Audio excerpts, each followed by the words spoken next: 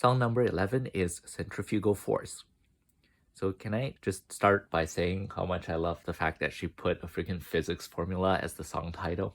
I immediately liked the song just because of that. Anyway, the song starts something like this.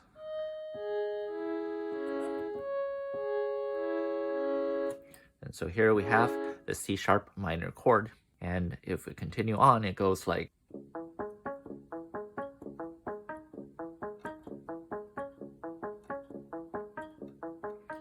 So here again, if we consider these three notes, that's still the C sharp minor chord. And it should be no surprise that the song is in fact written in the C sharp minor scale. This is one of the songs that stays quite consistent throughout. That includes the key scale, which stays on C sharp minor.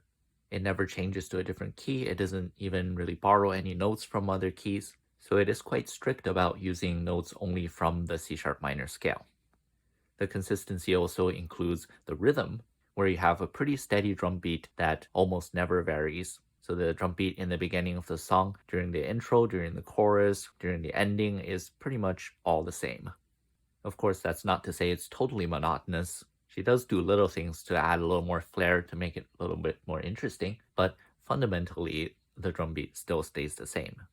And the same can be said about the mood and the instruments, etc. This has to do with the fact that the song is written in a kind of disco style. I think some people call it retro disco. But the point is, this is the kind of song that you'd expect to hear on the dance floor.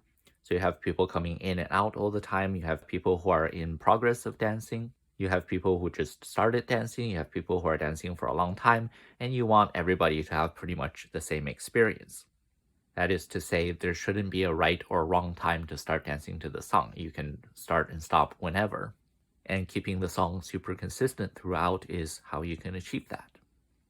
In terms of chord progression, for the most part, you have C sharp minor, A major, F sharp minor, and G sharp major. So the song goes something like.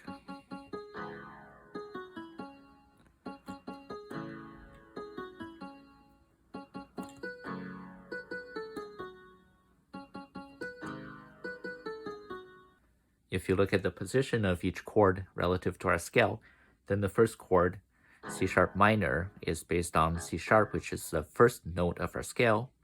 Then A is based on the sixth note of the scale. F sharp minor is based on the fourth note of the scale. And G sharp is based on the fifth note of the scale. And so in this case, we have a 1-6-4-5 chord progression. You might recall we covered something similar when we talked about Ice Age, and that one used a 6-4-1-5 progression. So in our case, we are essentially using the same set of chords, but the order is rearranged a bit.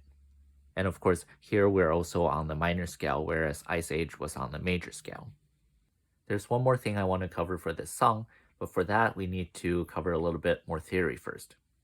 If you consider the C major scale versus the A minor scale,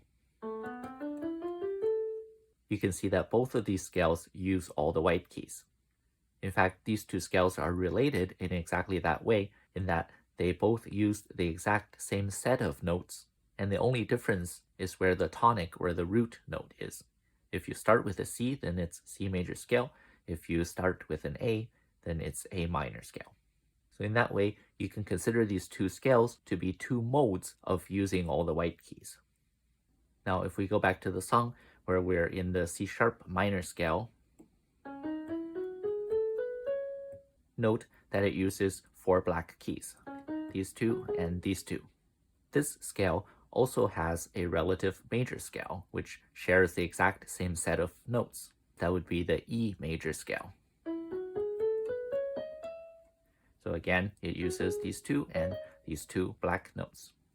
So once again, these are two different modes played out using the exact same set of notes. The reason we say the song is in C sharp minor instead of E major is because the song spends a lot of time around that C sharp note, because it goes something like this.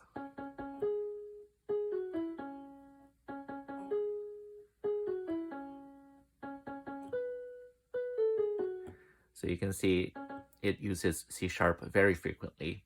And of course, as we had in the beginning, it also starts with a C sharp minor chord. And so by revolving around that C sharp so much, that one becomes our tonic, and that's how we know we are in the minor scale. But here's where things get interesting, because even though it starts with C sharp minor, the song doesn't end there. And we've seen this a few times as early as Gloria, where the song doesn't end on the tonic note. So here what we have is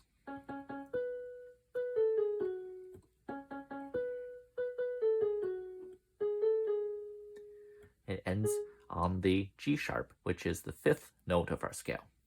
And it's the same thing with how the instrumental part at the end of the song ends. 我只希望 It also ends on that G sharp note. And this is a thread that will be picked up again in the next song. So yeah, you have to wait for the analysis of the next song to see the full connection here. But for now, just keep these things in mind. Each minor scale has a relative major scale. Starting from the minor scale, if you use the same set of notes but change the tonic to the 3rd note of the minor scale, in our case it's this one, this is how you get the major scale. And finally, this song ends on the 5th note of the minor scale. And we will continue on this point in the next song.